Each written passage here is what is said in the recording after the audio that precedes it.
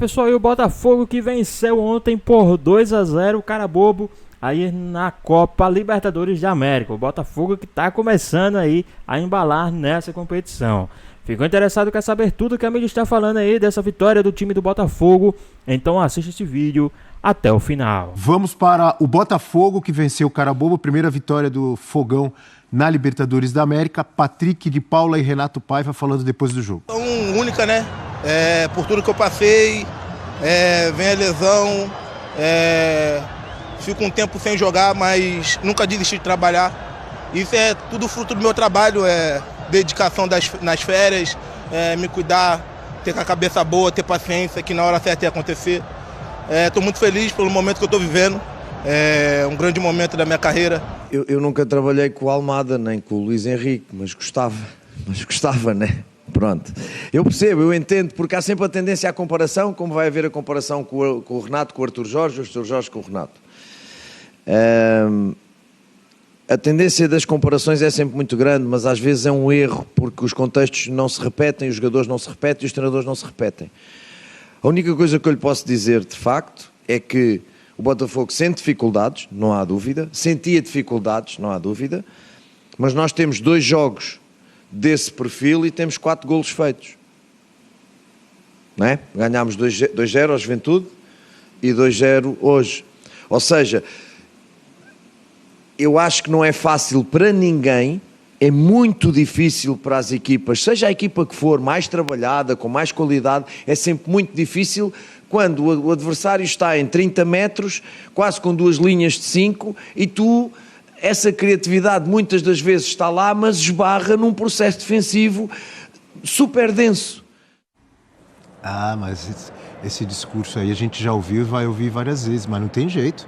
O time adversário vem fechado muitas vezes, faz parte do futebol do mundo inteiro. Mas ele foi bem na entrevista, porque ele fala sobre isso para contextualizar o que foi o jogo e valorizar, ainda assim, a vitória por 2-0 do Botafogo, né? Assim, é claro que a gente tem a tendência de pensar que deveria ter marcado antes, deveria ser uma vitória mais tranquila, mas de fato é uma condição que o adversário impõe, que você precisa, como disse bem o Paiva, ter a paciência, a resiliência de buscar o resultado dentro dos 90 minutos mais acréscimos. E sem se desorganizar, né? Exato. Então, assim, acho que destacou muito isso, né? Muito. O time não perdeu a forma de jogar. Ele traz a avaliação que a gente ouve muito, né? A fala que a gente ouve muito, que o adversário baixa as linhas, fica todo mundo atrás da linha da bola, de fato. Mas ele foi muito bem quando ele pontuou isso do time e parabenizou os jogadores, porque de fato isso aconteceu mesmo. O Botafogo, ele permaneceu ali numa condição de, tudo bem, é isso que o jogo propõe pra gente, então a gente vai trabalhar com isso. A Mari falou que ele foi bem na coletiva, ele foi bem na coletiva e no jogo também, ele não ficou esperando o mundo acabar em barranco. As mexidas dele, os 2 jogadores que fazem os gols vieram do banco. É uma nova referência no ataque com o Mastriani. Ficou assistindo, você vê como é a vida, né? Quando o Abel falou, Mari, começa o programa soltando a voz com os gols de Botafogo. Eu falei, quem diria que esse jogo teria mais de um gol? Porque aos 42 do segundo o Botafogo consegue numa bola parada, e é mérito, não é demérito, bola parada, alguém parou a bola. E depois, aí na sequência, nos longos acréscimos, né, foram 8 minutos de acréscimo, o Botafogo consegue. Médico, né, no campo. Mas se você pensar, o Vasco rendeu mais em termos de ataque do que o Botafogo. O Vasco colocou o goleiro adversário para trabalhar mais do que colocou o Botafogo. O Botafogo teve esse mérito de desesperar jamais, né? E acabou chegando a uma vitória que foi muito importante, porque do jeito que está esse grupo, se o Botafogo não ganhasse esse jogo ontem, ia ser um perereca. Porque a Universidade de Chile já foi para 6 pontos. Ganhou do Botafogo na primeira rodada. Ganhou do Estudiantes. Ganhou do Estudiantes. Na casa do Estudiantes. Na Argentina. O que pode ser bom para o Botafogo, porque também tira pontos do Estudiantes. Mas precisaria, antes de tudo, ganhar esse jogo de uma maneira, eu diria, quase dramática. Já muda a configuração do grupo. Quando começou, né? Antes de começar, na verdade, muita gente, e aí eu estou me incluindo, muita gente, apostava, devem passar Estudiantes e Botafogo, mas a Universidade do Chile agora já está com 6 pontos. Não, mas eu nunca descartei a possibilidade da Universidade de Chile entrar na briga. É uma briga de 3, complica muito o grupo, né? O curioso ontem, Abel, que tivemos ali um encontro de 2 times do Rio de Janeiro e 2 times de Carabobo, porque o Puerto Cabello é uma cidade do estado de Carabobo. E está jogando suas partidas de Sul-Americana no mesmo estádio, que é o estádio onde o Carabobo manda seus jogos, que é um estádio público lá em Valência, que é a capital do estado. Eu não sei, imagino que seria interessante que eles tenham compartilhado um voo para virem para o Rio de Janeiro. E talvez na volta, imagino que seja a mesma coisa, né? E Vasco e Botafogo compartilhem um voo para irem lá para Valência, onde vão enfrentar no mesmo estádio essas 2 equipes, que são equipes que fazem o clássico local lá. Né? O curioso isso. Você fez a comparação, o Vasco fez o gol dele no último lance do primeiro tempo. Então ele volta para o segundo tempo um pouco mais tranquilo e também obriga o Carabobo a tentar fazer, o Puerto Cabello, né? Fazer alguma coisa, sair um pouquinho, foi um segundo tempo um pouco mais aberto e o Vasco teve chance de fazer o segundo, até que no final caiu de produção. O Botafogo não, ele não conseguia quebrar, até que na falta abriu e aí, já nos acréscimos, fez o segundo gol diante de um adversário que se fecha muito, isso é do futebol. Em 99% dos jogos, você vai ter um time que vai estar retrancado ali atrás contra um outro que é superior e que vai estar martelando. Você tem que encontrar soluções. E ele falou das comparações. Ano passado, em vários momentos, o Botafogo, que foi campeão brasileiro e da Libertadores, a gente falava aqui, tá batendo e voltando. Eu lembro muito, especialmente, de um jogo contra o Atlético Mineiro, já na reta final do campeonato, que o Botafogo precisava ganhar, porque brigava pelo brasileiro contra o Palmeiras, e ficou no 0-0 e foi isso. O Atlético se fechou lá atrás, porque teve um jogador expulso. O Botafogo martelou o jogo inteiro e não conseguiu fazer o resultado. Aquele contra o Fluminense, o gol veio no finzinho de uma dividida ali do Felipe Melo, mas também no finzinho, era um 0-0 desenhado. Tem muitos casos que você vai martelar mesmo, tendo uma equipe superior. E repito, mesmo a equipe do ano passado, teve momentos em que não conseguiu superar uma defesa bem montada, né? Porque é do futebol. Você bloqueia os espaços, é difícil você infiltrar, tabelar, vai partir para o jogo aéreo muitas vezes e você tem uma defesa alta, do outro lado é mais difícil furar esse bloqueio. E o Botafogo, eu acho que o grande mérito foi esse que o Renato Paiva disse, que o Botafogo não desviou da sua rota. Tinha um plano, o plano é esse, vamos manter esse plano até o final, por mais que seja difícil. Demorou, parecia que não ia sair gol, parecia que ia terminar 0-0, mas aquela falta abriu os caminhos. Até porque o trabalho... Desculpa, prof. Só para completar. O trabalho de uma comissão técnica é também prever esse tipo de comportamento do adversário, né?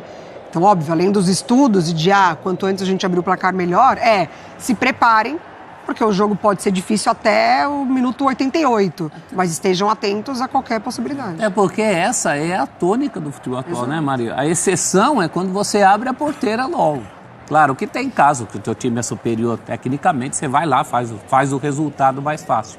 Mas é de se esperar uma retranca como essa. Nesses dias o Felipe Luiz falou, que foi surpreendido pela linha de 5, eu entendi o que ele falou, porque ele viu muitos jogos em que não havia a linha de 5, mas do Tátira, mas a postura do adversário, a mais normal, a mais esperada é essa. Ninguém pode se dizer surpreendido. Mas com menos investimento. É a única arma que eles têm, né, Abel? Eles têm que jogar assim. Na Libertadores, isso está lá no livro da Libertadores, que a Conmebol faz todo ano. O sistema de jogo mais usado é com 3 zagueiros. 3 zagueiros, mesmo no momento ofensivo. E aí, no momento ofensivo viram 3-5-2. No momento defensivo é um 5-3-2. Dura boa parte do jogo. Para quase todos os times. Assim, é o sistema tático mais usado na competição. E você tem que estar pronto para lidar com isso. Faz parte. Muitas vezes o time brasileiro faz isso também. Quando você bota 3 zagueiros, você tem 2 intenções. Ou se defender ou liberar laterais.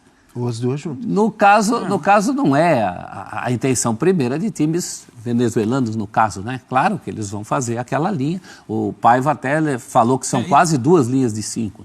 Né? No caso do Vasco não teve, né? Eles jogaram com linha de 4 o tempo inteiro, o jogo do time do Puerto Cabello. E mesmo assim, mas um goleiro também numa noite... Inspirado. Por falar em goleiro, já vamos ouvir o Renato Paiva, o técnico, falando sobre o Manga, tá? Que faleceu ontem. Antes, só queria destacar mais uma vez a importância do Patrick de Paula com gol decisivo. Aliás, o gol de falta, eu me lembrei de um gol que ele fez pelo Palmeiras contra o São Paulo na Libertadores. Importantíssimo. Um gol importantíssimo, num jogo que estava difícil, disputado, e ali ele fez um gol lá de, acho que foi mais de longe aquele do Palmeiras. Foi uma falta lateral, uma falta na lateral, do lado direito de ataque. Thiago foi um chute cruzado. Não colocou cruzado. barreira, lembra? A bola veio pererecando assim E destacar, repetir, Mari e amigos, o que eu já falei na semana passada, que eu fico feliz de ver a recuperação de um jogador como ele, notadamente talentoso, que teve um início de carreira espetacular no Palmeiras, depois caiu muito por motivos como uma lesão grave e também por outros motivos que todo mundo sabe e comenta, de comportamento, de desvio de comportamento, perda de foco na carreira. Eu fico muito feliz de ver a recuperação dele em forma, jogando bem, me parece focado e ajudando o Botafogo quando o Botafogo precisa, professor. Parece muito consistente, né? Ele é, se não me engano, o artilheiro do time, porque ele jogava naquelas fases do Carioca, com o time reserva, ele estava voltando de um empréstimo mal sucedido ao Criciúma, ele quase não jogava, teve a contusão, é verdade, mas antes disso teve todos os problemas extracampo, que esse rapaz que pintou tão bem pelo Palmeiras, ele bate o último pênalti de uma decisão de Paulista contra o Corinthians, Vanderlei Luxemburgo deu a mão forte para ele, e ele parece muito, muito focado. Acho que esse é o principal. Focado, está tendo sequência, não foi por acaso, não é que nem o caso do Rice, que nunca tinha feito gol de falta, ontem fez um golaço. Quando tem a falta, todo mundo sabe que é característica dele tentar o chute direto. E só um detalhe, semana passada o Renato Paiva falou sobre isso, sobre estar tentando recuperar o Patrick de Paula. Quem deve estar muito feliz é o Textor, né? Porque era um investimento perdido. Claro. Foi o primeiro grande investimento do Textor no Botafogo. É o volante mais caro da história do Botafogo. Até então, né? Depois até então, exato. Não, como volante.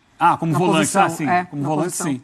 E assim, é um dinheiro que você olhava até o final do ano passado, esse aí não vai ter retorno. E aí, quando o Renato Paiva chega e coloca, né, como meta recuperar o Patrick de Paula, se ele conseguir, claro que a gente tem que dar tempo ao tempo, parece estar conseguindo, mas tem que esperar um pouco mais. Se isso realmente acontecer, o investimento que foi feito volta, né? Porque é um jovem, né? Tem mercado. Se paga. Você está falando... Mesmo não, até que seja para uso do próprio Botafogo. Né? Ou as duas coisas. Nem o Botafogo está usando. Você está falando de desperdício de dinheiro e eu penso também, o que vem na minha cabeça assim, poxa, que desperdício de talento, de carreira, quando ele estava naquela fase ali que todo mundo falava, tá meio perdendo foco e tal... Porque é tão difícil para alguém chegar e virar jogador de futebol profissional. É tão difícil você chegar e jogar num Palmeiras, num Botafogo. É tão difícil um cara ter um talento como ele tem como jogador de futebol, com um chute potente que ele tem. E a gente vem falar, o cara é tão jovem, será que ele vai se perder na carreira? E é tão bonito ver o cara conseguir se recuperar. E é difícil também. Eu fico muito feliz, realmente. E é difícil também encontrar pelo caminho... alguém que te dê essa confiança mais uma vez. Exato. Né? Sim, valorizar essa segunda No caso, chance. agora, ele encontrando na figura do Paiva, a gente sabe que o Fernando Diniz tem muito essa característica, né? De não desistir do atleta, porque a gente vê aqui jogos e o que sai na mídia, né?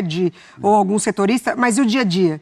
Então, acho que quando acontece isso, a lamentação vem muito pelo que você vê no dia a dia também. E ele fala, né? Estou me dedicando nas férias...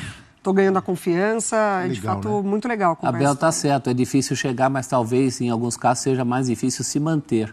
E a gente está vendo um caso parecido também com o Hugo Souza. O Hugo Souza passou o bonde dos dois clubes mais populares do Brasil na carreira dele, né? Ele sabe que perdeu naquela oportunidade por uma série de coisas e também valorizando muito esse segundo momento de alta dele. Tem vários casos, do passado e do presente. Eu tenho o mesmo pensamento em relação ao John Kennedy, que foi embora. Está no México, é isso? Está no Pachuca, está fazendo golzinhos dele lá. Que se recupere, que fique com foco no futebol, porque, talento é monstruoso. Está na história do Fluminense, gol em final. Um grande jogador de futebol. O Marcelo falando sobre ele. Eu lembro, o Marcelo jogou com grandes nomes do futebol mundial e enchendo o garoto de elogios. Tomara que o John Kennedy, assim como o Patrick de Paula, assim como o Hugo Souza, que todos eles se recuperem e mostrem o que podem mostrar nas carreiras deles de jogadores Mais de que futebol. útil, né, prof? Patrick de Paulo ter conseguido ser útil? Mais que muito. Libertadores, o Botafogo venceu, mas os gols só saíram no finalzinho contra o cara bobo. A Roberta Barroso conta pra gente como foi a partida no Newton Santos. Fã de esporte, o Botafogo venceu a primeira partida pela Libertadores. Bateu o Carabobo por 2-0 aqui no Newton Santos. Os gols demoraram a sair, ficaram para o fim da partida. E com 2 jogadores que foram questionados recentemente e que saíram do banco de reservas para balançar as redes. O jogo foi marcado por homenagens ao goleiro Manga, um dos maiores ídolos da história do clube, que faleceu na manhã desta terça-feira. Quando a bola rolou, o Botafogo levou o primeiro susto. Berrios em velocidade ficou na cara do gol. Chutou para fora. O Botafogo respondeu. Arthur fez o cruzamento, só que o jogador do Carabobo se antecipou e acertou a trave. Por pouco, não teve gol contra. Aos 12 minutos, o atual campeão foi aparecendo mais na frente. Savarino mandou forte, Brueira espalmou, Santi, na cara do gol, desperdiçou. No segundo tempo, de novo o Botafogo voltou a desperdiçar chances. Logo no comecinho, com o Mastriani. Depois Barbosa mandou perto do gol. Aos 12 minutos, uma cena forte. Mastriani e Neira se chocaram. O jogador do Carabobo ficou desacordado, deixou o campo de ambulância e foi levado para um hospital na Barra da Tijuca. Quando a bola voltou a rolar, o Carabobo tirava espaços do Botafogo. O time visitante chegou a acertar o travessão com Pérez. Aí, Patrick de Paula, que entrou na segunda etapa na vaga de Marlon Freitas, arriscou de longe. Barbosa mandou na trave de cabeça. Só que aos 42, Patrick de Paula cobrou essa falta direto para o gol, para explodir o Newton Santos.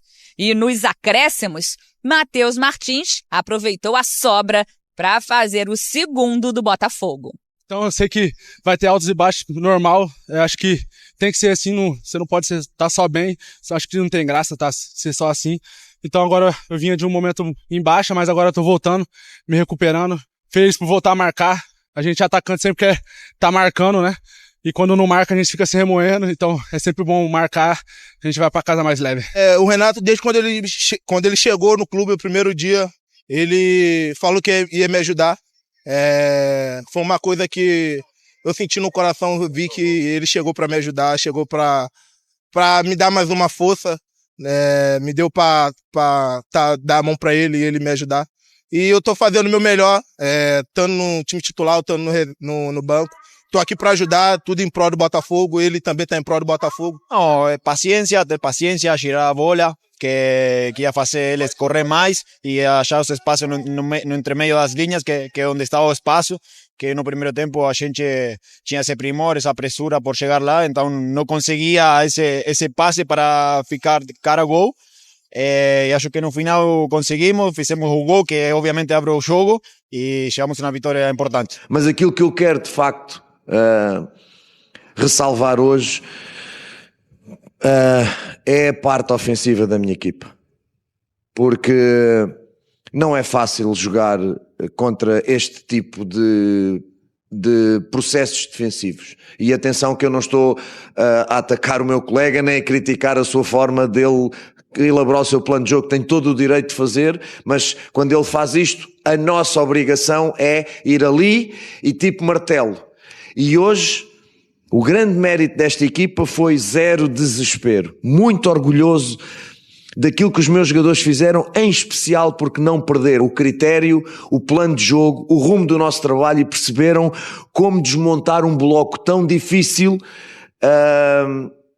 com o tempo sem desesperar e manter o foco naquilo que é o nosso trabalho. Muito bem, não tem mais bobo.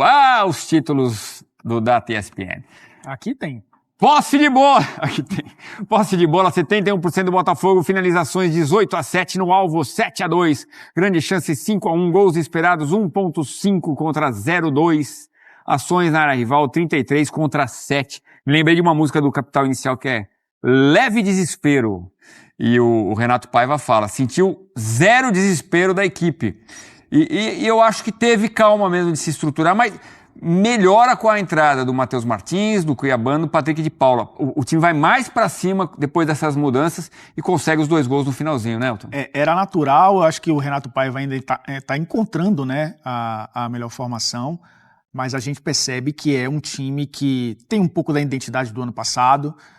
O Gregory e o Marlon Freitas, né, boa dupla de volantes, tendo ali um ataque que funciona também com muita mobilidade.